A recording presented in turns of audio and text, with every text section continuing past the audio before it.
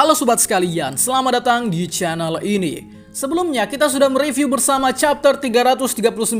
Dan meskipun chapter yang cukup singkat, tapi kita diperlihatkan begitu padat mengenai situasi jurusan lain di UA yang ternyata sama kerasnya dalam bekerja meskipun di balik layar. Tapi selain itu, ada beberapa hal yang terjadi di chapter kali ini yang perlu dijelaskan lebih lanjut. Seperti misalnya peran jurusan alat support terutama Hatsume selama ini, lalu alat support baru yang diterima oleh Deku dan Ida, dan dugaan kalau SMA Shiketsu akan unjuk gigi sebentar lagi. Wow, tapi sebelum lanjut, subscribe channel ini biar admin makin semangat buat kontennya. Dan mari kita mulai. Peran besar jurusan alat support dan Hatsume di balik layar. Di chapter 339 ini, Bang Hori memfokuskan ke kita untuk mengeksplor beberapa hal yang ada di balik layar persiapan perang. Yang mana hal ini ditunjukkan dengan suasana jurusan alat support yang begitu sibuk menciptakan teknologi baru dan menjalankan sistem perlindungan barrier UA. Jika selama ini kita hanya difokuskan mengenai drama pahlawan yang tak ada habisnya, kini kita disajikan peran besar dari jurusan alat support yang bekerja keras di balik layar. Nah, apa peran jurusan alat support sebenarnya selama ini? Ternyata siswa dari jurusan alat support berusaha membangun tembok pertahanan UA dan juga mengoperasikan sistem keamanan yang ada di dalamnya. Hal ini dapat dibuktikan dengan terdapatnya beberapa rancangan tembok UA yang nampaknya dibekali dengan berbagai macam teknologi yang berfungsi untuk melindungi warga pengungsi yang bernaung di UA.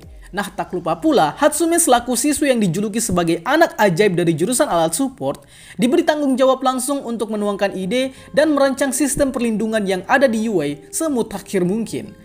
Salah satu ide rancangannya adalah menambahkan roket peluncur agar mengevakuasi beberapa blok asrama UA ke atas udara. Jika sebelumnya Nezu mengatakan akan membuat semacam sistem hidrolik guna untuk membawa para pengungsi dengan aman di dalam bawah tanah, maka Hatsume melakukan dengan lebih mutakhir, yaitu membawa blok pengungsi ke atas udara agar lebih efisien. Bisa dibilang Hatsume dan juga teman-teman dari jurusan alat support ini adalah Howard Stark-nya My Hero Academia, di mana mereka memang menyadari batasan kemampuan mereka yang tak bisa bertarung dengan quirk mereka masing-masing.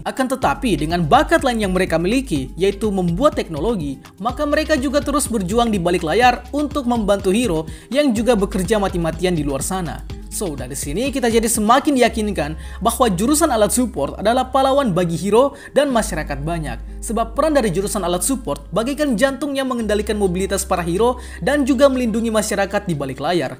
Jadi saya mulai menemukan makna dari nama manga My Hero Academia. Bahwa ya, inilah akademi yang akan menjadikan seseorang sebagai seorang pahlawan bagi orang lain.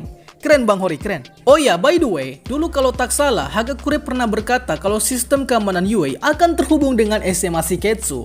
Jadi bisa saja jurusan alat support yang ada di UA juga turut bekerja sama dengan jurusan alat support yang ada di SMA Shiketsu. Alat support untuk Deku dan Ida. Sebelumnya kedatangan Deku dan Ida ke jurusan alat support adalah untuk memperbaiki peralatan dan kostum penunjang yang mereka miliki. Namun awalnya sempat ditolak oleh Hatsume oleh sebab permintaan Deku dan Ida yang begitu terburu-buru dan juga kurangnya bahan yang tersedia di jurusan alat support. Namun siapa sangka Hatsume hanya dengan bermodalkan tangan kirinya bisa membuat alat serupa hanya dalam hitungan menit. Dan setelah itu langsung memberikannya kepada Deku dan Ida. Dari sini kita sudah jelas tahu sampai di mana level Hatsume sebagai penyandang julukan anak ajaib dari jurusan alat support. Sebab dalam hitungan menit dapat menyelesaikan alat support terbaru tanpa menunggu lama. Nah, adapun alat dan kostum yang diterima Deku dan Ida antara lain adalah gabungan sarung tangan angin dan juga mid gauntlet. Nah, alat support untuk Deku ini sebenarnya tak bisa Hatsume rekonstruksi sampai 100% serupa dengan yang original. Namun Hatsume berusaha menciptakan dengan cara membuat yang lebih baru dengan bahan yang tersedia seadanya.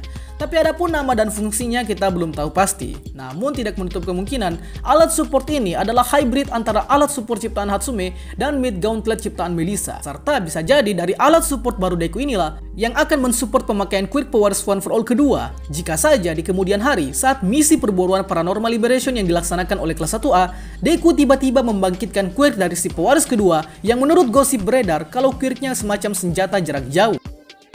Lalu ada kostum baru untuk Ida. Nah, sepanjang chapter 339 ini belum ditunjukkan dengan jelas bagaimana rupa kostum terbaru dari Ida. Namun mengingat perkataan Hatsume yang bilang bahwa bahan utama pembuatan kostum aerodinamis yang Ida pakai ternyata tidak tersedia, maka bisa saja kasusnya sama dengan Hatsume lakukan terhadap alat support Deku, yaitu dengan menggunakan bahan seadanya namun lebih efisien sebab kostum tersebut dibuat dari tangan Hatsume.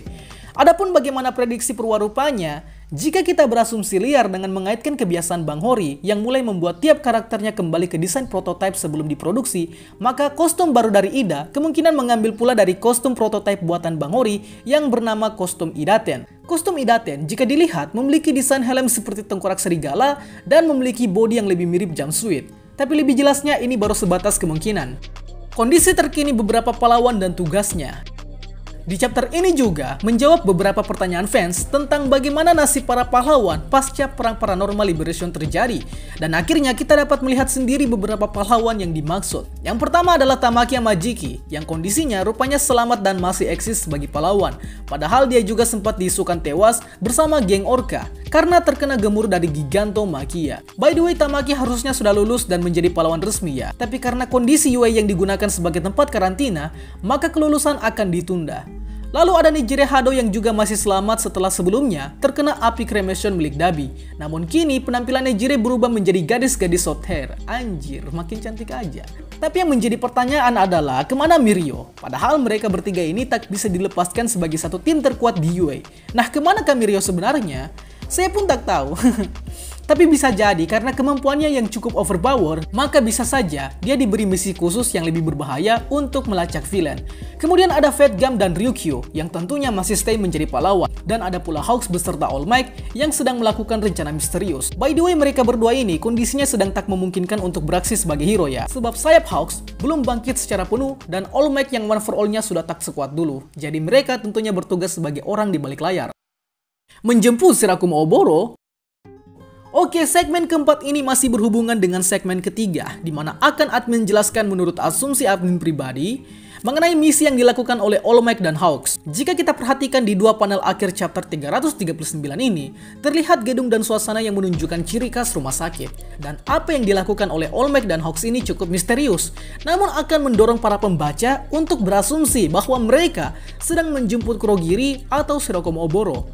Nah, mengapa bisa begitu? Karena begini kawan-kawan, jika kita membaca kembali di chapter 334, kita akan menemukan dua panel yang menunjukkan kondisi rumah sakit. Yang dalam panel tersebut terdapat monolog yang berkata, "Apakah kau sudah memeriksa jasad mayat tersebut?" Nah, diduga mayat yang dimaksud adalah mayat Shirakumo Oboro. Berhubung di beberapa chapter sebelumnya juga, Kurogiri ternyata dibawa ke rumah sakit untuk diteliti lebih lanjut. Sehingga jika kita kaitkan antara rumah sakit dan Kurogiri, maka akan menjawab misi yang dilakukan oleh All Might dan Hawks di chapter 339 ini. Bahwa kemungkinan besar, All Might dan Hawks sedang menjemput Shirakumo ataupun Kurogiri yang akan digunakan sebagai amunisi cadangan pihak hero dalam perang melawan villain.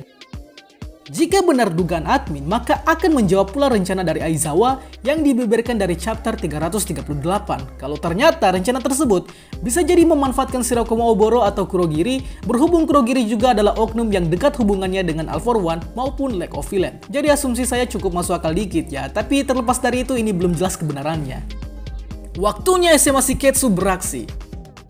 Di puncak cerita saat ini, kita mendapati beberapa hal yang menyinggung soal SMA Shiketsu. Seperti misalnya, Nezu yang bekerja sama dengan Shiketsu untuk mengevakuasi warga, kemudian Hagakure yang bilang kalau keamanan Yue terhubung dengan Shiketsu, dan di chapter 339 ini, Fat Gum selaku alumni SMA Shiketsu dengan bangganya mengatakan bahwa SMA Shiketsu memiliki tembok besar yang lebih baik daripada Yue. Dari ketiga clue yang muncul di puncak cerita saat ini akan menggiring ke kita ke suatu kemungkinan kalau sebentar lagi sekolah pahlawan yang menjadi saingan berat sekolah Yue akan menunjukkan kehebatannya di beberapa chapter ke depan.